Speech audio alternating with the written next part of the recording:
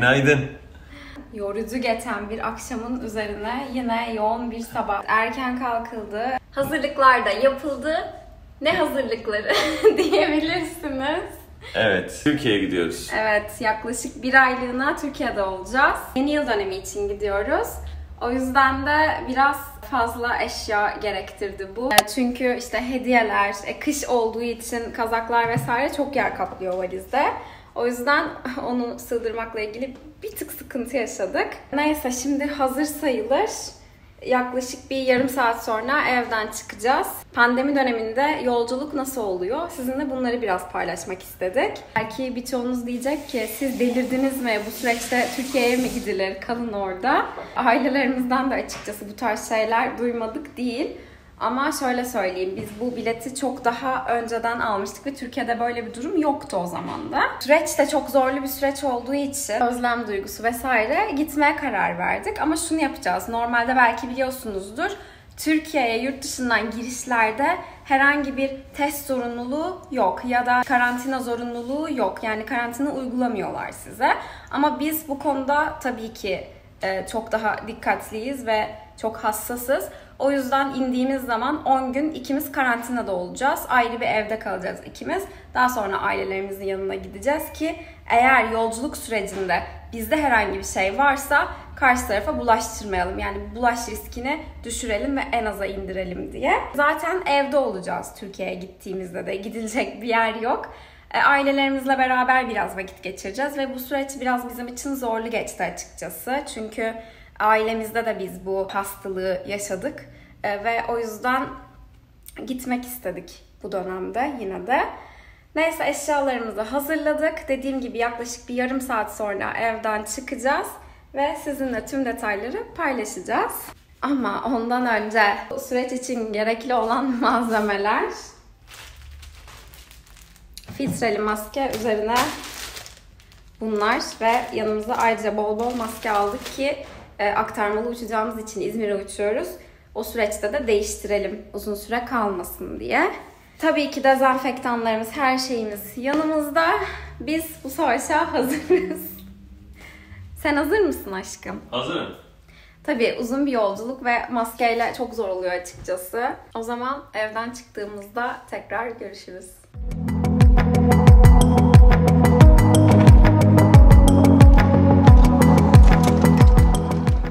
Çıktık bir yola. Haydi bakalım. Hadi bakalım. Ama gerçekten ağır ve taşıyamıyorum. Ya şöyle, aslında Bolt'la gidecektik ama giderken biraz da yolu size göstermek istedik. Yani hani havaalanına nasıl gidiliyor vesaire. O yüzden tramvaya bineceğiz. Zorlu bir yol seçtik yani. Bulunduğumuz bölgeden 2 kere aktarma yaparak gideceğiz. Aslında 3 kere de yapabiliriz bunu. Yani buradan metroya gidip metroyla havaalanı otobüslerinin kalktığı yere gidip oradan otobüse binebiliriz. Ama hani gerek yok, direkt buradan tek bir tramvaya binip 26 numaraya binip direkt havaalanı otobüslerinin kalktığı yere gidebiliyoruz. O yüzden öyle yapacağız. Oradan da havaalanı için otobüse bineceğiz. Zaten orada tekrar devam ederiz.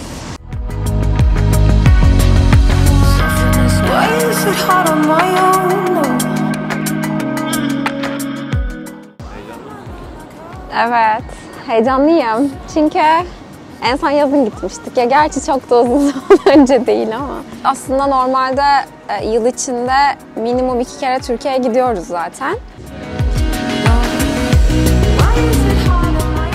Tramvaydan indiğimizde otobüs gelmişti, hızla bindik, o yüzden çekemedik.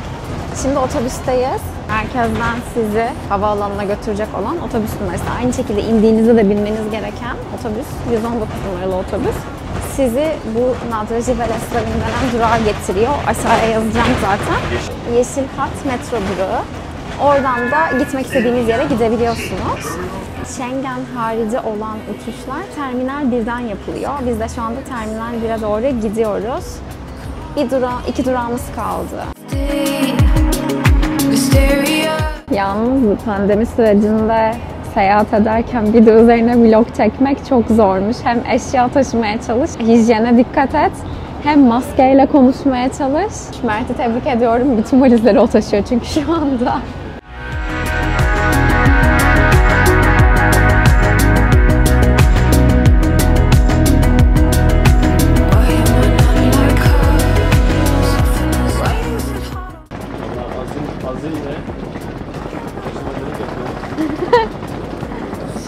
tek el, 2 valiz. Mert de aynı şekilde. Bu işin tek oluru buydu yani.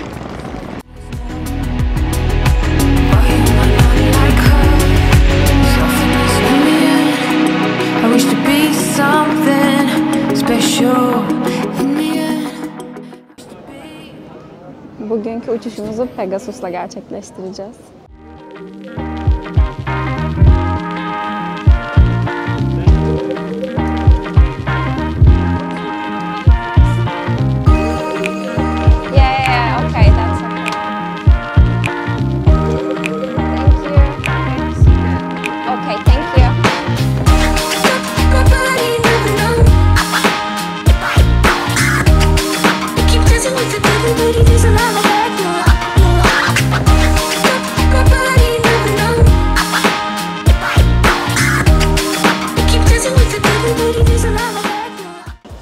Bunu başka bir yere gidiyoruz diyerek de yapmak isterdim ama maalesef şu an sadece Türkiye'ye gidebiliyoruz, başka yere değil. Valizleri verdik, valizler tamam. Zaten online check-in yapmıştık daha önce. Online check-in yaptığımız için çok hızlı oldu. O işi hallettik, kahvelerimizi aldık. Daha 1 saatimiz var. Şimdi dışarıda biraz hava alıyoruz çünkü yaklaşık kaç saat? 7 saat kadar totalde aktarmalarla birlikte maskeyi çıkarmayacağız. Şunu düşünüyoruz, İstanbul'a indiğimizde dışarı çıkma imkanımız olursa bir hava alıp işte yanımıza yiyecek bir şeyler aldık. Onları atıştırıp maske değiştirip tekrar yolculuğa devam etmeyi düşünüyoruz. Umarım olur öyle bir şansımız. Neyse ondan sonra da İzmir'e varacağız umarım. Akşam 9.30'da mı? Evet. Evet, akşam 9.30 gibi İzmir'e varacağız. İstanbul'a indiğimizde zaten çok uzun bir vaktimiz olmayacak. Şimdi kahvelerimizi içelim, sonra içeri gireriz. Seyahat etmeyi özlemişsinizdir diye düşünüyorum. Biz çok özledik. Her ne kadar Türkiye'ye de olsa sadece, bu da bir seyahat sonuçta bizim için dışarıda yaşadığımızdan dolayı. O yüzden de biraz sizinle aslında bu seyahat sürecini paylaşmak istedik. Hoş, pandemi de gerçekten zor. Yasaklandığı için kafelerde oturmak, burada içeride satış yapılan yerlerde de oturmak yasak. Dolayısıyla take away alabileceğiniz yerler var. Biz de o şekilde aldık ve çıktık dışarıya. Onun dışında pandemi sürecinde nasıl farklılıklar var derseniz, birincisi tabii ki maske ve sosyal mesafe. Her yerde dezenfektanlar var havaalanında da. Onun dışında çok büyük bir fark yok aslına bakarsanız. Yani uçağın içinde işte bir koltuk boş bırak, daha sonra yanındaki de otursun biri hani şeklinde bir yolculuk yok. Herkes açıkçası yan yana oturuyor. Biz yazın giderken de böyleydi.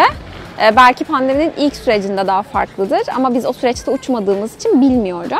Ama şu anda dediğim gibi tek fark maske ve sosyal mesafeye dikkat edilmesi. Starbucks'tan kahve içmiyorum diyordunuz. Ne oldu? Kahve içmiyorum demedim. Zeynep Hanım kahve içerken yakalandı. Olay. Hem de Starbucks'ta. Biz burada pek Starbucks'tan kahve almayı tercih etmiyoruz dedim. Bana burada... Az. Aynen, yani Starbucks var sadece. Costa Coffee falan var. O da Starbucks gibi bir yer sonuçta. O yüzden tabii öyle olduğu zaman Starbucks'çıyız her zaman. Yıllardır her an Starbucks'tan alıyorum kahvemi. Her gittiğim yerde Starbucks'tan kahvemi alıyorum. Şu Prag'a taşınana kadar ama neyse, Starbucks senden sponsorluk bekliyorum. Her an, her yerde reklamını yapıyorum.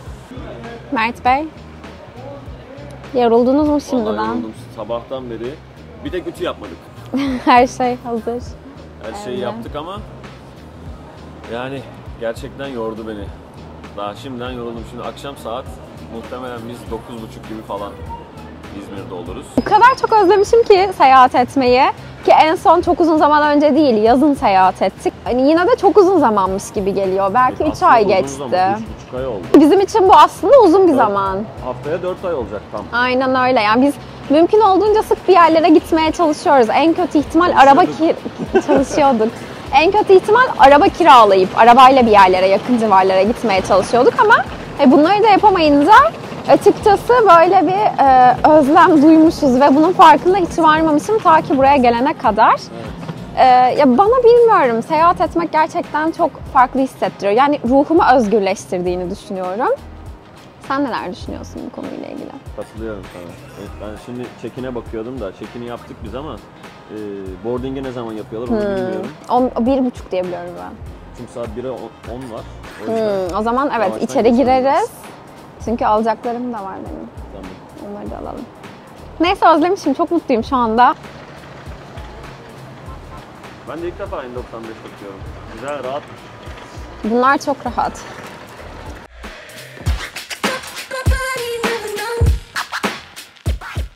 Henüz EU Passports kısmına geçemediğimiz için soldan devam edelim.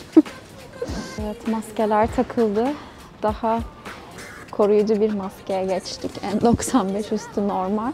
Şimdi biraz free shop gezelim. Gözümüz gönlümüz açılsın.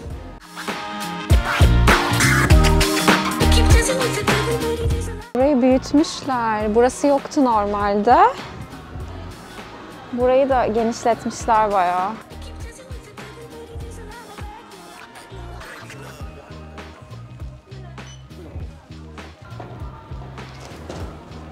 Dezenfeksiyon. Çalışmıyor. Heh. Tamam. Bu bizimki. Final call mu? Şu an final call'la beraber uçağa koşuyoruz. Uçağa 1 saat var. Last call diyor. Koştuk zor yetiştik valla. Evet ama anlamadım niye ve yorulduk ve maskeyle koşmak gerçekten bitirdi beni. Hadi girelim artık uçağa da. Çok var ama anlamadım yani neden bu kadar kastılar. Pandemiden dolayıdır belki. Olabilir. Ama ayrı oturuyoruz. Belki uçakta bulursak yer Bakalım. rica ederiz. Bakacağız.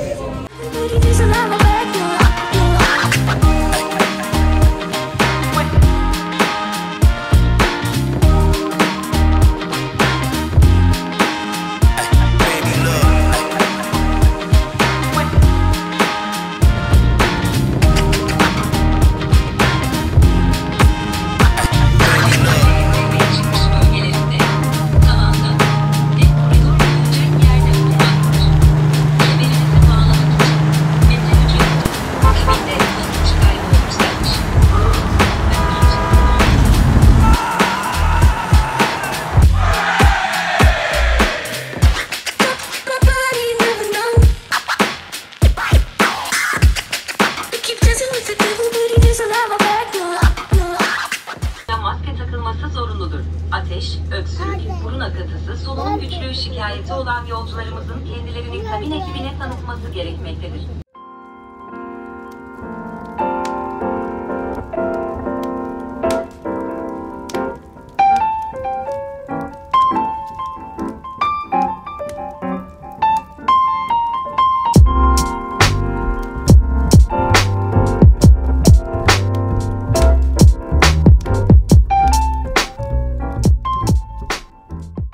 İstanbul'a geldik.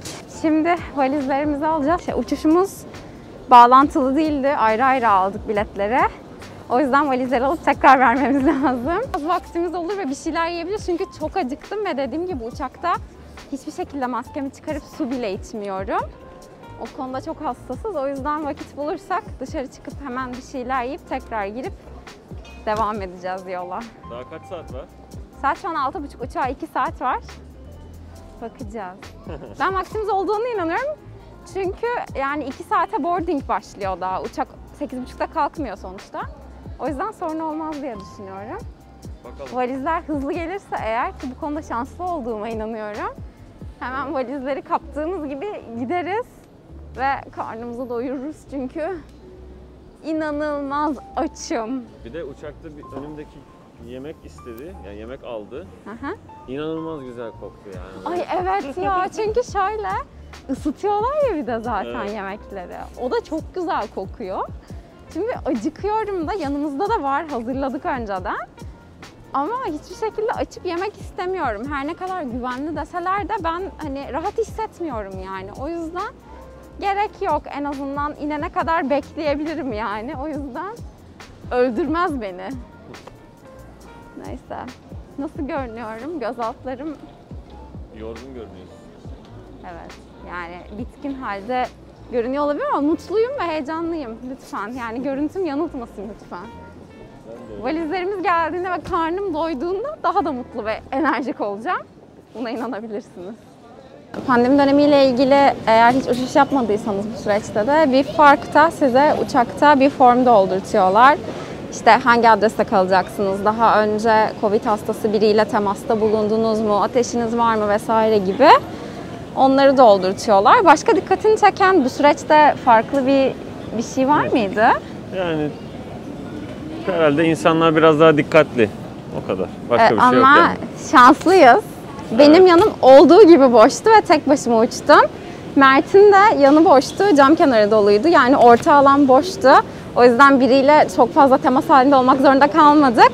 Ve genelde yazın uçtuğumuzda da böyle denk gelmişti. Boş uçmuştuk yine. O yüzden bir tık da olsa içim rahat ediyor en azından.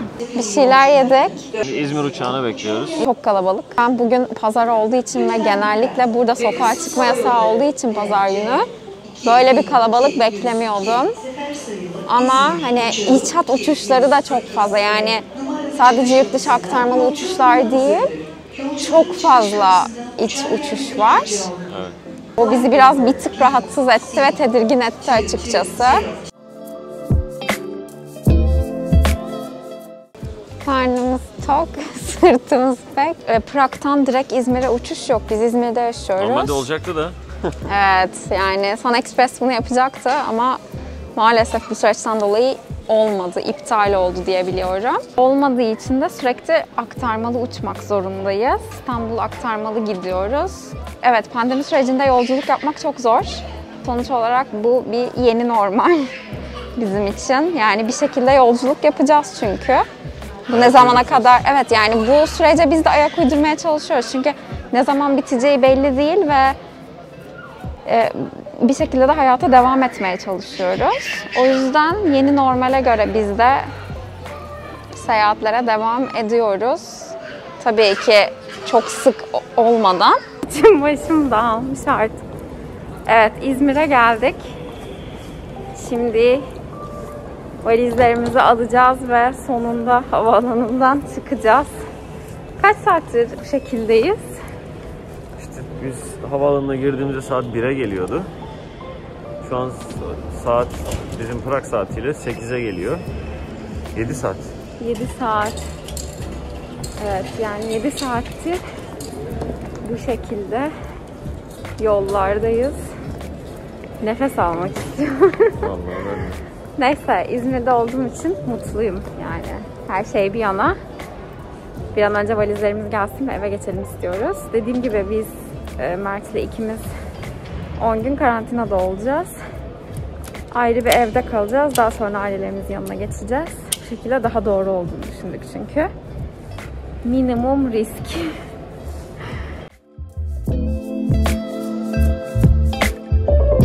Önce bizimkiler çıkacak. Ne diyorsun?